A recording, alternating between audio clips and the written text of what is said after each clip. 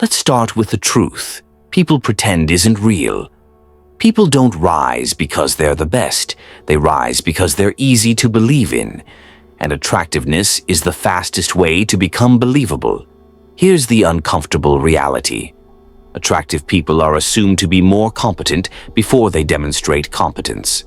Not because the world is unfair, but because the human brain is impatient. It looks for shortcuts, and attractiveness is one of the strongest shortcuts it has. The moment someone looks confident, composed, well-presented, your mind fills in the rest. You assume they're capable, they're intelligent, they're trustworthy, they can handle pressure. None of this is proven. It's projected, and projection happens faster than logic. Let me show you how this plays out in real life.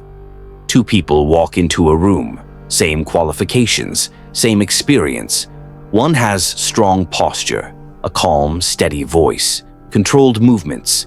The other avoids eye contact, speaks faster, explains too much. Who feels like a leader?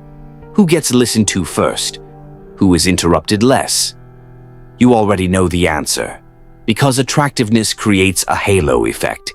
Once the halo is there, everything else gets interpreted generously. Confidence becomes leadership. Silence becomes depth.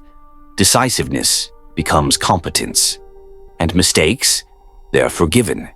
Now take this into the workplace. Why do some people get promoted naturally? Because they look promotable. They feel safe to elevate. Managers don't consciously choose favorites. They choose people who won't embarrass them.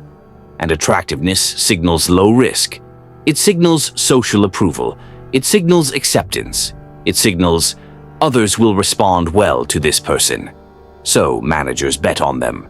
Meanwhile, less attractive, but more capable, people wait. They assume performance will speak for itself. It rarely does. Now let's go deeper.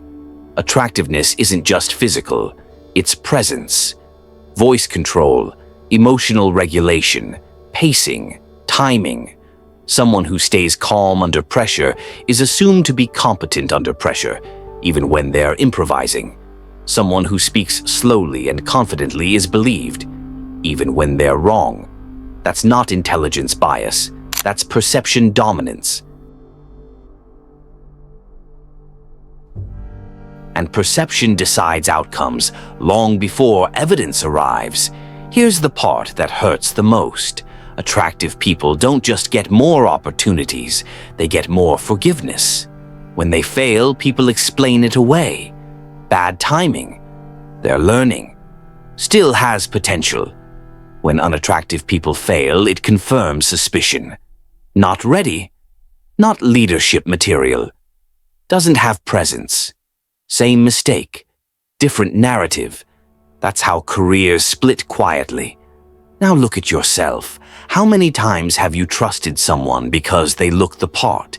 How many times have you doubted someone because they didn't? You don't like admitting it, but you've done it. Because this bias operates below morality. It's automatic. Now here's the dangerous mistake people make. They call this unfair and refuse to engage with it. They double down on skill. They focus only on output. They hide behind competence. And then they're shocked when they're overlooked. Skill is necessary. It's not sufficient. The real game isn't just performance. It's perceived performance.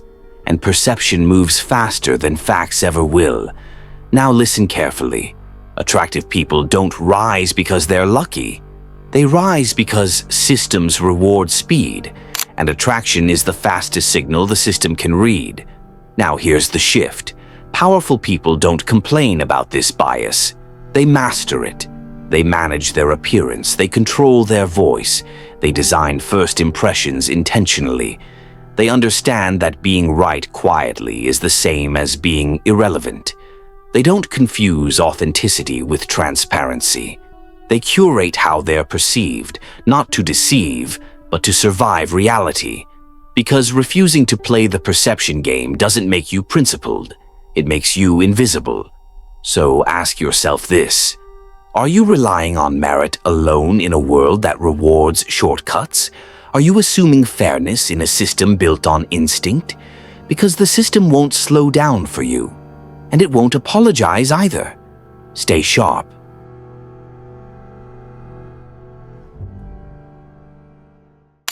Thanks for spending time with us. If this sparked a new way of thinking, hit like and subscribe to keep the ideas flowing. And don't forget, check the description for the links to the original books and resources we used today. We'll see you in the next one.